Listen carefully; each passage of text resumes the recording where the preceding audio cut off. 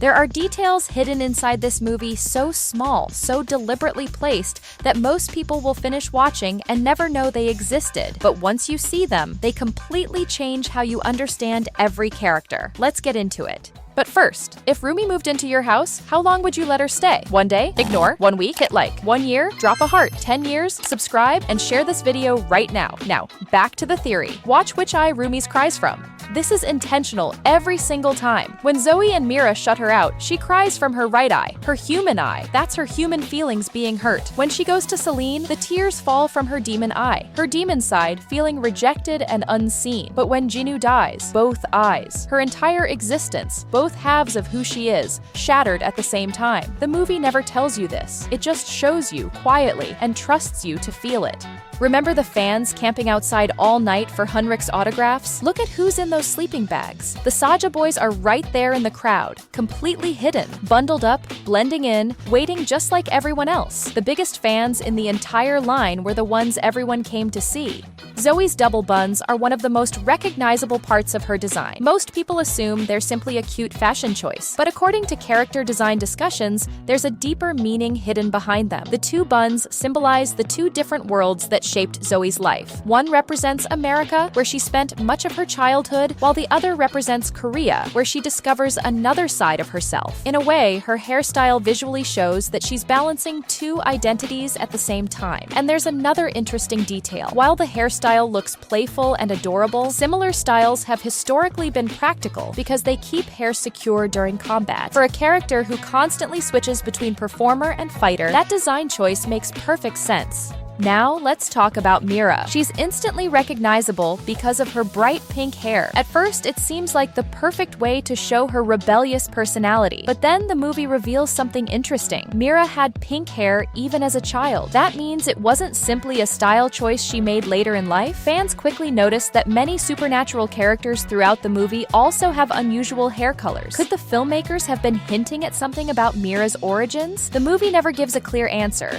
but the possibility has sparked countless fan theories. Even more interesting is the color itself. Pink is usually associated with warmth, kindness, and affection. Those traits don't exactly match the tough image Meera presents to the world. She's often sarcastic, guarded, and intimidating, yet the creators chose one of the softest colors possible. Some fans believe this was done intentionally to hint that beneath her tough exterior is someone much kinder than she wants people to see. It's subtle storytelling without a single line of dialogue. Rumi's braid may seem like a simple design choice, but many fans believe it's actually one of the biggest clues hidden in the entire movie. Throughout history, braided hairstyles have often been connected to status, leadership, and family heritage. That alone makes Rumi's braid stand out. But things get even more interesting once viewers start comparing it to other characters, because similar hairstyles appear elsewhere in the movie, and that may not be an accident. During scenes involving Rumi's mother, viewers noticed something familiar. She wears a similar braid. The resemblance immediately caught fans' attention. Then people began looking even closer. The matching hairstyle appears to symbolize a connection between generations. Instead of being a random design decision, the braid may represent a family legacy being passed down. And the deeper fans looked, the bigger the mystery became.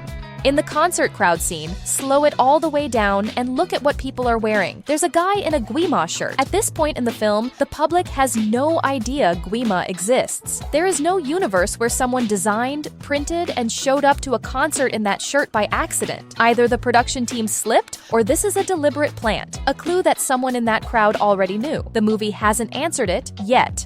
That lion logo behind the stage, almost nobody knows what it actually means. In Old Korean, the word saja means two things, lion and reaper. The group's name carries both meanings at once, so that logo, a powerful predator, is also a death symbol. They perform dressed in black like reapers, under a lion crest that doubles as a skull. Their entire identity is encoded in that one image on stage. Most people just think it looks cool. It's actually a confession. When the Huntrix visit his clinic, Han doesn't run a single test. No questions, no tools, no checkup. He takes one look at them and already knows exactly what's wrong. That's not medicine. No human doctor works like that. The ability to read someone's condition at a glance, without any examination, points to something else entirely. Either Han has supernatural perception, or he already knew what he'd find before they walked through the door. Neither option makes him a normal character.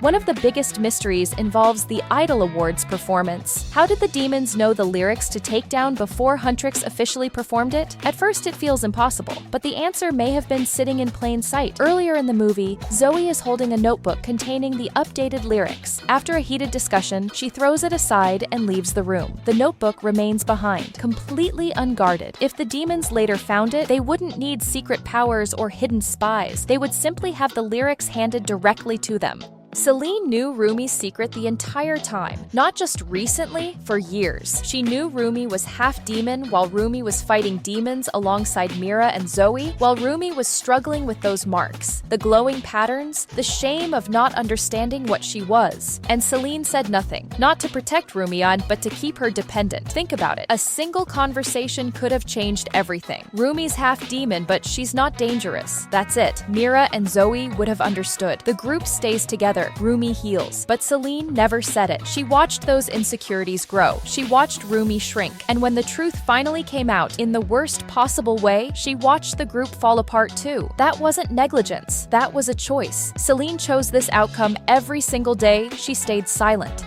The scene where Meera and Zoe take Rumi to the doctor to repair her voice looks completely ordinary, but the walls of that office are hiding something that rewrites the whole movie. Those framed photos aren't decoration. Every single one of them is a Saja boy, but young, human-looking, black hair, no demon features. Abby, romance, mystery, baby, all of them on Healer Han's wall. That means he knew them before any of this. He was connected to them long before the story starts, as their doctor, their guardian, or something darker. Maybe he's always had a relationship with Guima, and we're only now being allowed to see the edges of it.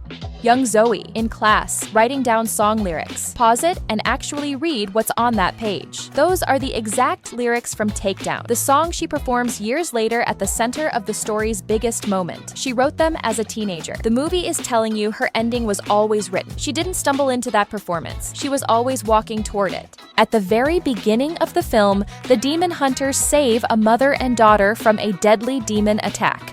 It's a quick scene that most viewers forget about almost immediately. But later, when the movie shows flashes of Jinu's past, something interesting appears. The woman and child from those memories look remarkably similar to the mother and daughter from the opening sequence. Many fans believe this wasn't an accident. Instead, they think the filmmakers were quietly suggesting that Jinu's family may have survived after all. But that's only the beginning. After the rescue, a hunter reaches toward the little girl. As their hands connect, a mysterious blue light glows inside the child's chest. The moment is brief, but it feels important. Some viewers believe the scene represents a spiritual connection being passed down through generations, almost like a promise that Jinu's family line would continue fighting demons no matter what happened. And that leads directly to a much bigger theory. Compare Jinu's younger sister with present-day Zoe. The similarities are hard to ignore. The eyes, the facial features, even their personalities seem strangely connected. Because of this, some fans believe Zoe may actually be connected to Jinu's family in ways we haven't discovered yet.